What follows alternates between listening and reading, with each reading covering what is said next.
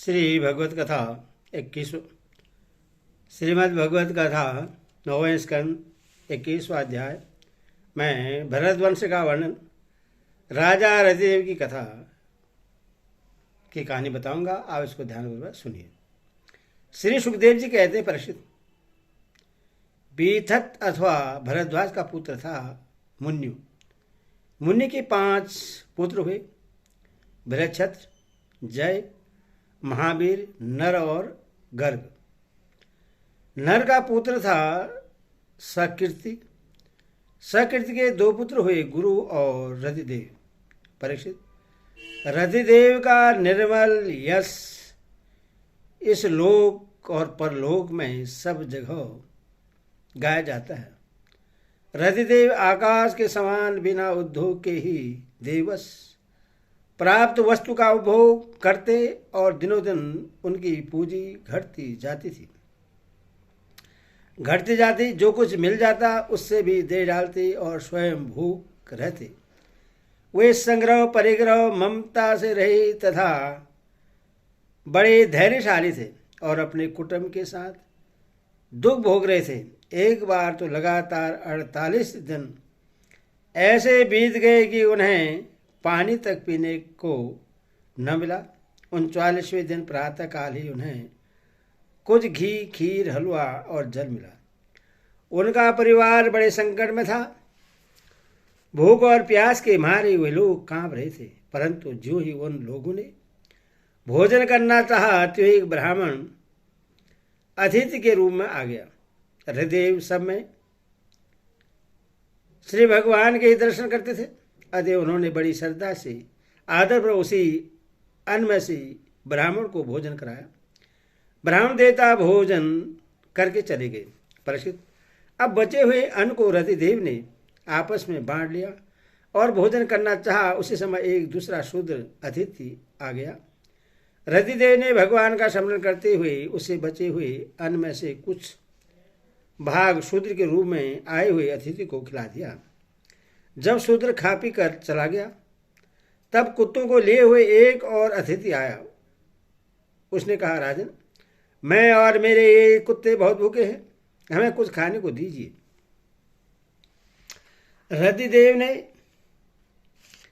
अत्यंत आदर भाव से जो कुछ बच रहा था सबका सब उसे दे दिया और भगवानमय होकर उन्होंने कुत्ते और कुत्तों के स्वामी के रूप में आए हुए भगवान को नमस्कार किया। अब केवल जल ही बच रहा था और वह भी केवल एक मनुष्य के पीने भर का था। वे उससे आपस में बांटकर पीना ही चाहते थे कि एक चंडाल और आ पहुंचा। उसने कहा, मैं अत्यंत नीच हूं, मुझे जल पिला दीजिए।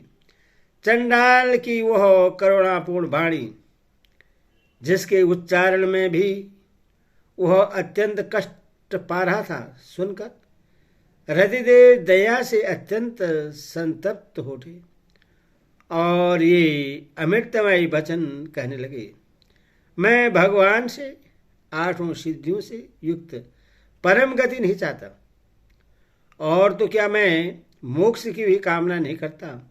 मैं चाहता हूं तो केवल यही कि मैं संपूर्ण प्राणियों के हृदय में स्थित हो जाऊं और उनका सारा दुख मैं ही सहन करूं, जिससे और किसी भी प्राणी को दुख न हो।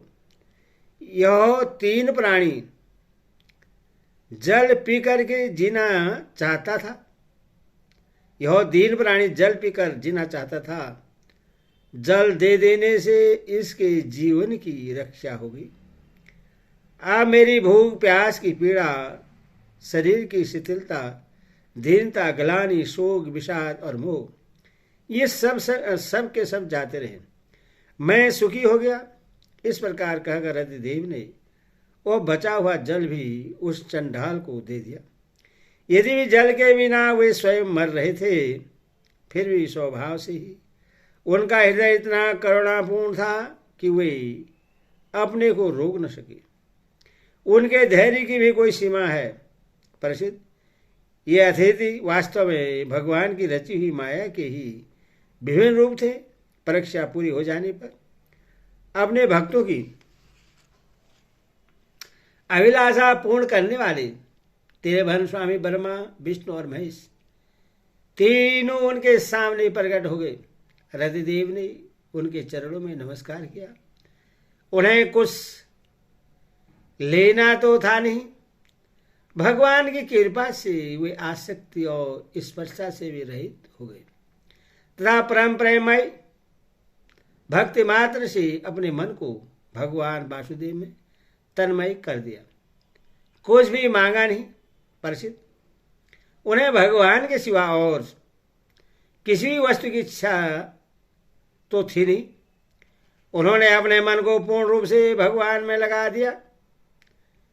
इसीलिए त्रिगुणमयी माया जागने पर स्वप्न दृश्य के समान नष्ट हो गई।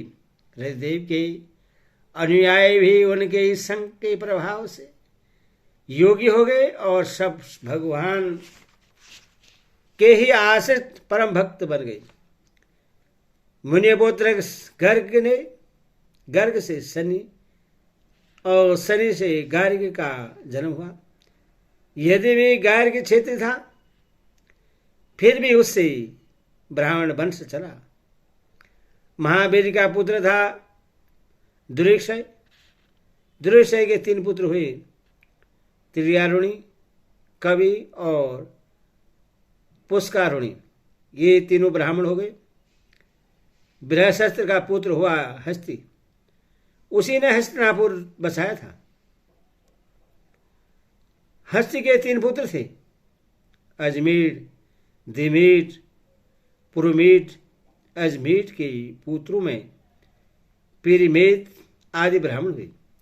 इन्हीं अजमीर के एक पुत्र का नाम था बृहदिषु। बृहदिषु का पुत्र हुआ बृहदधनु।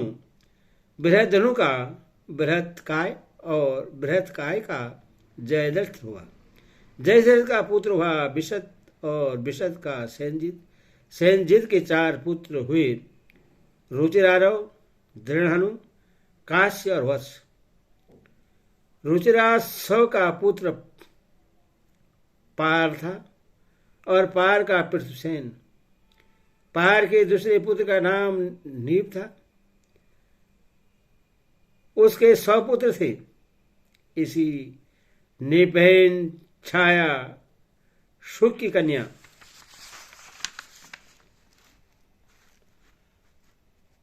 कीर्ति से विवाह किया था। उससे बर्मादत्त नामक पुत्र उत्पन्न हुआ। बर्मादत्त बड़ा योगी था। उसने अपनी पत्नी सरस्वती गर्भ से विश्वक्सेन नामक पुत्र उत्पन्न किया। इसे विश्वक्सेन ने